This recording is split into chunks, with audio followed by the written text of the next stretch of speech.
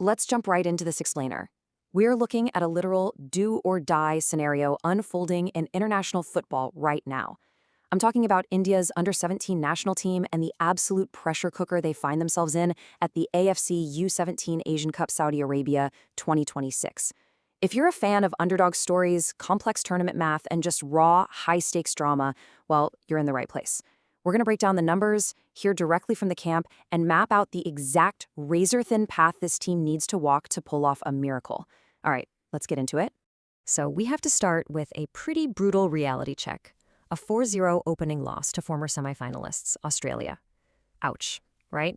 I mean, for a youth squad conceding 4 goals straight out of the gate, that is a massive psychological blow. It forces an immediate, intense recalibration. Right now, over in Jeddah, the Indian camp is deep in reflection mode. They're going over the tape, figuring out exactly where those crucial mistakes happened. It's a bitter pill to swallow, for sure, but you know how tournament football works. It's all about how you bounce back from that initial shock. That response, it literally defines your entire campaign. But here's the twist, and it really changes the whole shebang. Because DPR Korea officially withdrew, India is playing in a shortened Group D.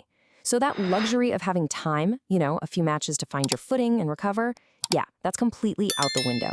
A single isolated setback instantly turns their next game into a massive winner-takes-all group stage showdown. There is no tomorrow after this. It's essentially sudden death right from the jump.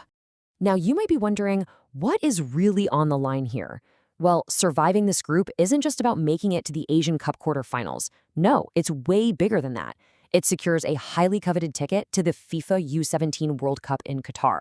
Just think about that for a second. For a group of 16-year-olds, we're not just talking regional bragging rights. This is a life-changing chance to get scouted on the absolute biggest global stage. That is the ultimate prize hanging over their heads right now. Because the group is so small, the tournament math gets, well, incredibly stressful.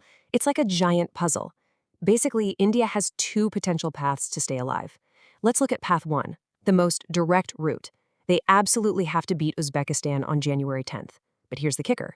Even if they win, they don't fully control their own destiny. They have to sit back, cross their fingers, and hope Australia takes points off Uzbekistan later in May. If both of those pieces fall into place, boom, India punches their ticket to the last 8. Okay, but what if they only manage a draw? Well, then we enter the agonizing world of goal difference. And honestly, it gets grim. Mathematically, it's possible, but they'd basically be praying for Australia to completely dismantle Uzbekistan by over 4 goals. Relying on a massive blowout favor from a rival? Yeah, that's an awful place to be. It just reinforces why going out there and fighting for an outright aggressive win is really the only viable option if they want to control their own narrative. Now, you'd probably assume a goalkeeper who just let in 4 goals would be absolutely crushed. But listen to Rajrab Sarkar. The guy actually made a ton of crucial saves against a really relentless Australian attack. And ironically, it kind of boosted the whole team's confidence. He openly admitted that after conceding early, he realized he just had to step up his game. And instead of backing down, he's projecting this steadfast confidence. He's saying, look, we're going to give our absolute best in the next match. He's using that trial by fire as pure motivation. And that resilience, it flows straight down from the top. Captain Dalaman Gante has drawn a massive line in the sand. His message to the locker room is zero compromise. This is a do-or-die match. If we lose, it's over. We have to win it. I mean, talk about the unvarnished reality of sudden death football. That is exactly the kind of stark, clear-eyed leadership a young squad desperately needs when they're staring elimination right in the face. No excuses, just a pure demand for execution. To really grasp the gravity of this upcoming showdown, we have to look at the opponent. India isn't just fighting for survival against some run-of-the-mill team. No, they are facing the final boss of the region, Uzbekistan. These guys are the defending champions of the tournament. And as Captain Gengte pointed out, they are a physically, tactically, and technically dominant force. So for these determined Indian underdogs looking for redemption and a World Cup spot, this isn't just an uphill battle. It's literally like trying to scale a mountain without a harness. So how on earth do you beat a team that fundamentally outmuscles you? Well, attacker Aslan Shawkaw actually hit the nail on the head. He readily admits Uzbekistan is going to bring the physical heat, no doubt. But the countermeasure?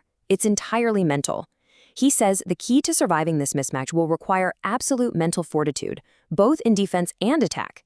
If India can just avoid the chaotic mistakes of their opening match and win that mental chess game, the physical mismatch might not even matter.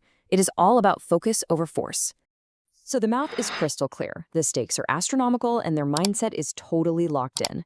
But hey, strategy is one thing. Actual execution under immense pressure is a whole different beast.